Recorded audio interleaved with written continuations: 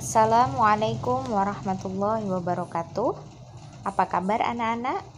Jangan lupa tetap semangat untuk belajar. Kali ini kita akan mendengarkan kisah tentang Nabi Nuh alaihissalam. Mari kita simak bersama-sama kisah berikut ini. Kisah Nabi Nuh alaihissalam. Setelah Nabi Idris alaihissalam wafat, sedikit demi sedikit iman masyarakat mulai menipis. Kemudian mereka mulai senang membuat patung. Dari sekedar penghormatan, lama-kelamaan mereka mulai menyembah patung-patung itu. Mereka percaya bahwa patung-patung itu mempunyai kehebatan dan kekuatan yang bisa melindungi dan menentukan nasib mereka. Di antara patung-patung yang disembah itu, ada 5 yang paling mereka agungkan, yaitu Wa'ad, Suwa, Yahud, Yauk, dan Nasr. Inilah asal mulanya manusia menyembah patung dan berhala. Allah tidak membiarkan manusia tersesat semuanya tanpa petunjuk. Maka Allah memilih Nuh alaihissalam untuk mengingatkan kaumnya agar mereka meninggalkan penyembahan dan berhala dan kembali menyembah Allah subhanahu wa ta'ala. Siapakah Nuh alaihissalam? Nuh adalah cucu dari Nabi Idris. Fisiknya kuat, terbukti dari umurnya yang sangat panjang, sekitar 1000 tahun. Mulailah Nabi Nuh berdakwah kepada kaumnya. Nabi Nuh mengajak mereka untuk memohon ampun atas dosa-dosa mereka dan kembali menyembah Allah agar tidak terkena azab dari Allah. Sangat tekun Nabi Nuh mengajak kaumnya selama kurang lebih 950 tahun lamanya. Tetapi sedikit sekali yang mengikuti seruan Nabi Nuh. Kebanyakan dari pengikutnya ini adalah orang miskin dan pekerja kasar. Jumlahnya sekitar 80 orang. Yakni sebagian besar kaumnya tidak mau mengikuti ajaran Nabi Nuh. Mereka bersikap angkuh dan sombong dengan menutup rapat-rapat telinga mereka jika Nabi Nuh mulai berbicara untuk mendakwahi mereka. Bahkan mereka menantang Nabi Nuh agar mendatangkan azab yang diancamkan oleh Allah subhanahu wa ta'ala. Allah berfirman bahwa memang pengikut Nabi Nuh tidak akan bertambah. Hanya 80 orang itu saja. Selebihnya mereka semua tidak akan beriman karena mereka sudah sangat sesat. Setelah jelas ketetapan Allah bahwa orang-orang itu tidak akan beriman, maka Nabi Nuh memohon kepada Allah. Tuhanku, musnahkanlah seluruh orang durhaka itu dari muka bumi. Mereka hanya membuat kerusakan dan melahirkan anak-anak yang durhaka. Kemudian Allah memerintahkan Nabi Nuh untuk membuat kapal yang besar. Pada masa itu ilmu perkapalan belum berkembang dengan baik.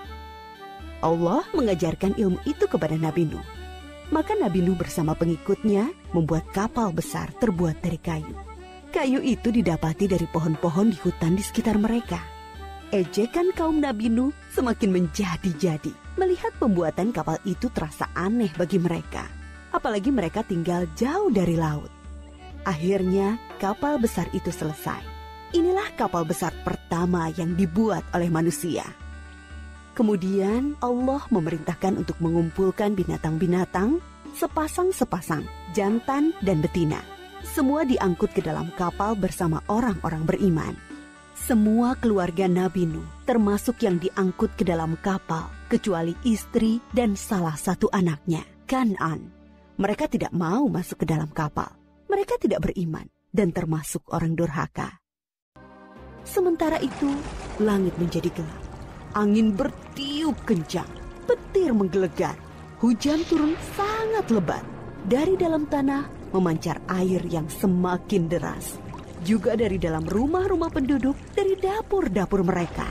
Dengan cepat, air membanjiri bumi. Ketika Nabi Nuh melihat sekelilingnya dari atas, tampak putranya, Kan'an, sedang menyelamatkan diri dari banjir. Karena kasih sayangnya kepada anaknya, Nabi Nuh berseru, Anakku sayang, masuklah ke dalam kapal ini. Tidak ada yang bisa selamat dari azab ini kecuali yang berada di dalam kapal.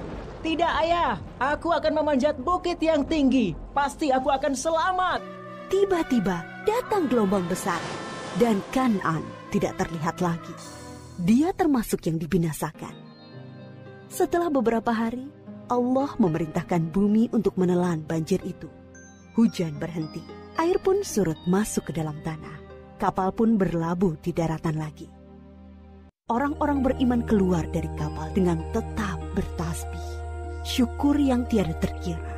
Mereka memulai hidup baru tanpa gangguan orang-orang kafir yang sudah tenggelam, dibinasakan Allah karena kesesatan mereka. Nah, anak-anak, itulah tadi kisah tentang Nabi Nuh alaihi salam. Apa teladan yang bisa kita ambil dari Nabi Nuh? Teladannya yaitu kesabaran Nabi Nuh yang 950 tahun berdakwah, hanya 80 orang yang mau mengikuti dakwah Nabi Nuh. Maka apa yang didapatkan oleh Nabi Nuh dari hasil kesabarannya adalah pertolongan Allah.